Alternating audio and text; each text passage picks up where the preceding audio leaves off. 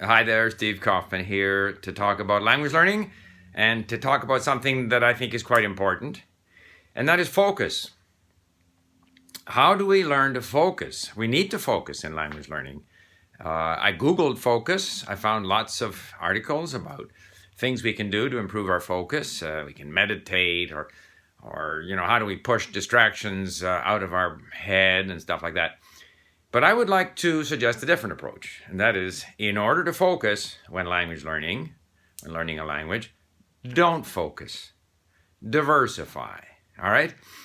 Before I get into explaining what I mean and referring a little bit to my own language learning habits, I want to refer to two basic concepts that at least I believe are important to how the brain learns.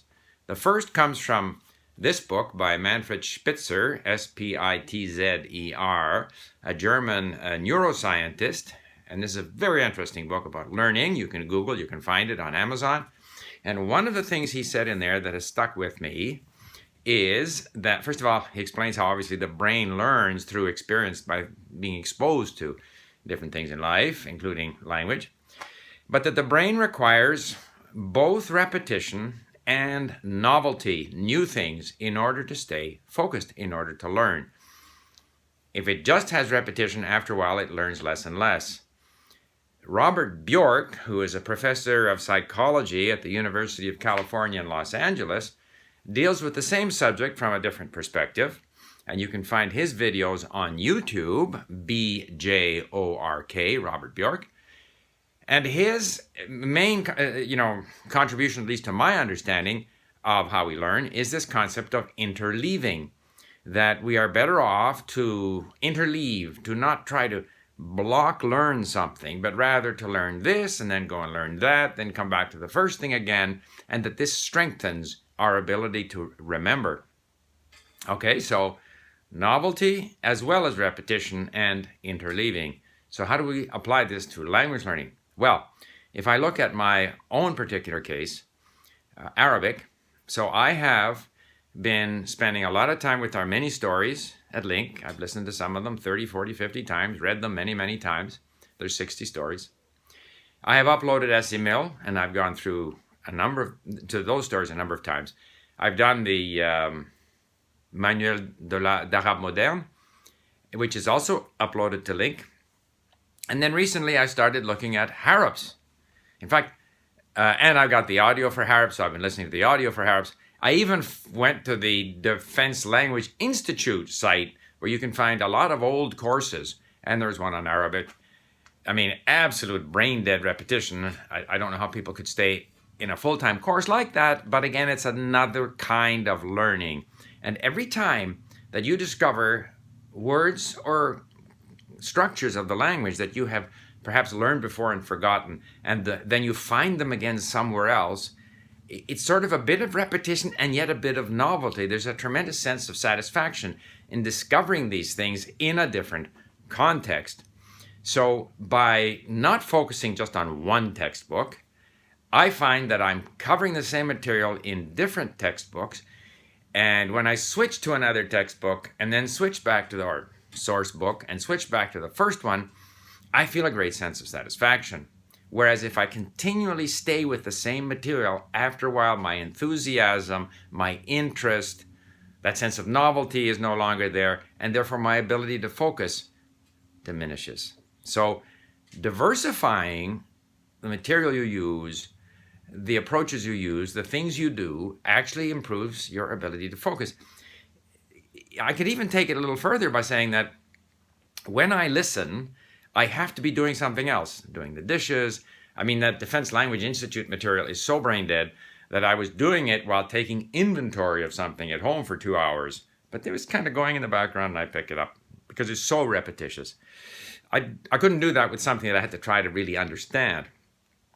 But when I listen, I can't sit down and deliberately try to focus on listening. I have to be washing the dishes, working out, doing something else. If I just sit there and try to focus on what I'm listening to, I lose focus. I can't do it. Now, maybe that's just me. So actually, some degree of multitasking. Now, you got to be careful what you're doing, but certainly driving, doing the dishes, working out, walking, running, these are all things that I can do while listening. So refreshing things, diversifying into other things, then coming back to what you were doing before, all of that helps me focus. And I think this applies to other subjects. It may not apply to, I don't know, science maybe, where you have to learn, the basics and then you build on that and build on that. Whereas language is not really like that. You're getting it in different forms from different sources, and certain things are socking into place and other things take longer to sock into place. And by exposing yourself to the language in different situations, it starts to become a part of you. But I think a lot of, history, for example, is like that, or the humanities is like that. I think it's important, if you're learning history, to read 3 or 4 books on the same subject rather than trying to focus on learning the one textbook. I mean, getting back to language learning, typically in our school system, there is a textbook, there is a curriculum, the kids are taught that this is what you have to learn. They're reluctant to stray from the curriculum. And yet the results are very poor, at least in the Canadian system. English-speaking school kids don't learn to speak French very well, even though they stay with the curriculum.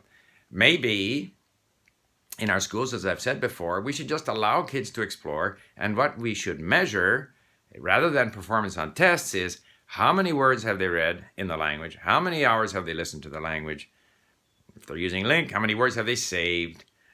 Any of this measurement of their activity, diversified activity, spread out over different types of material that they find interesting, so that they are achieving some repetition in the language, but at the same time, they are at least provided some degree of novelty. So, there are many distractions today in learning a language. Language learning has become much more efficient because we can do it on our portable tablets or smartphones and so forth, or on the internet. But of course, those are also places where there are lots of distractions.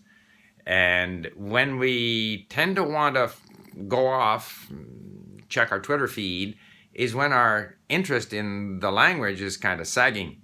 So therefore, in order to better focus, stray a bit within the language you're learning in order to stay focused.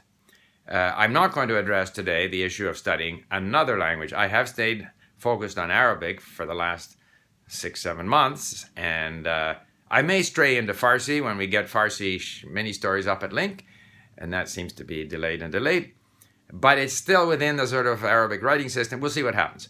But I seriously recommend that in order to be better at staying focused, try to diversify what you're doing. You may find that you are more focused. Thank you for listening. Bye for now.